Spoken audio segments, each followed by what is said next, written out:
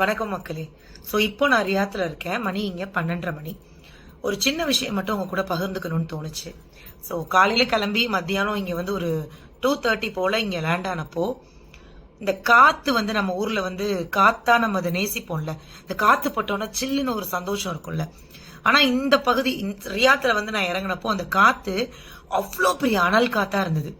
அந்த வெயில்ல கால் வச்ச உடனே நம்ம சொல்லுவோம்ல, ஏ அப்பா பங்குனி வெயில் பல்ல காட்டுதுன்னு. இங்க ஒரு 15,000 பங்குனி வெயில் இருந்த மாதிரி இருந்தது. அப்ப கூட கூட்ட வந்த சார்ட்ட சொன்னேன், என்ன சார் இவ்வளோ, எனக்கு தெரியும் ஏன்னா ரியாத் எனக்கு ரொம்ப புதுசு கிடையாது. எங்க அத்தா 45 வருஷம் இங்க இருந்தாங்க. கிட்டத்தட்ட என் தம்பி ரியாஸ் எல்லாருமே இப்போ என் அண்ணன் என் சச்சா எல்லாம் என்ன பார்க்க வந்தாங்க. எங்க அக்கா பையன் என் தம்பி இன்னொரு தம்பி எல்லாருமே ரியாத்து தான். ஸோ சவுதிங்கிறது என்னை பொறுத்த வரைக்கும் இது எனக்கு இன்னொரு தாய் வீடு மாதிரி இருக்கும்.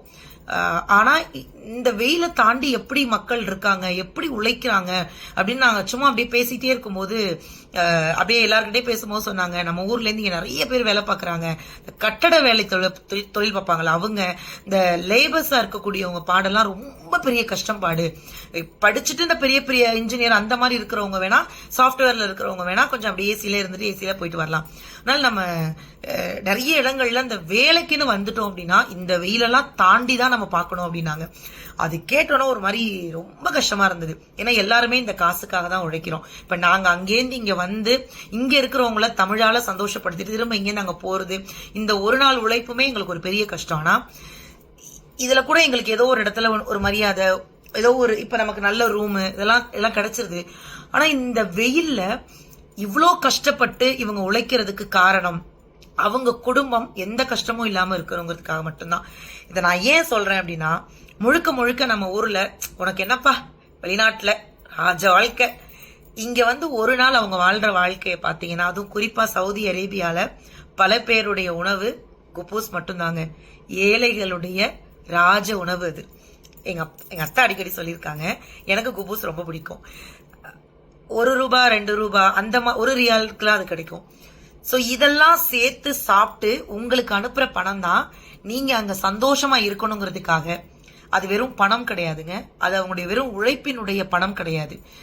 ஒட்டுமொத்த ரத்தத்தையும் உருக்கி சம்பாதிக்கக்கூடிய பணம். தயவு செய்து வெளிநாட்டில் இருக்கிறவங்க கூடிய பிள்ளைங்க, அவங்க மனைவி எல்லாம் முடிஞ்ச வரைக்கும் அந்த பிள்ளைங்க நல்லா படிச்சு இங்க இப்படி ஒரு கஷ்டப்பட்டு அந்த பணம் வருது அப்படிங்கறதெல்லாம் தாண்டி அப்பாவிற்கும் அண்ணனுக்கும் தம்பிக்கும் மாமனுக்கும் மச்சானுக்கும் பெருமை தேடி கொடுக்கிற விதமா நல்ல ஒழுக்கத்தோடு நல்ல கல்வியை படிச்சுக்கோங்க. இங்க கட்டடம் அவ்வளோ பெரிய கட்டடத்துல அந்த சுமையை சுமக்கிறதுக்கு ஒரு மிகப்பெரிய காரணம் குடும்ப சுமைய நீங்க சுமந்துடக்கூடாதுங்கிறதுக்காக தான். எல்லா வெளிநாட்டுல வேலை பார்க்குற ஆண்களுக்கும் இந்த கஷ்டம் இருக்கும். குறிப்பா கல்ஃப் கண்ட்ரி ஏன் சொல்றேன்னா, வெயிலுடைய தாக்கமும் சரினா, இது பாலைவன பகுதி. இந்த பகுதியில 1 ரூபாய் சம்பாதிக்கிறது எவ்வளவு கஷ்டங்கிறத நான் குடும்ப ரீதியாவும் பார்த்திருக்கேன். இந்த மாதிரி நிகழ்ச்சிக்கு வரும்போது இந்த அனல் காத்து 1000 கதைகளை சொன்னுச்சு. இன்னைக்கு அந்த 1000 கதைகளும் அத்தனை ஆண்களுடைய வழியையும் சொன்னுச்சு. இல்லைன்னா இந்த நேரத்துல உட்காந்து கண்டிப்பா நான் இந்த வீடியோ எடுத்திருக்க மாட்டேன். ஸோ எல்லா ஆண்களுக்கும் ஒரு பெரிய சல்யூட்.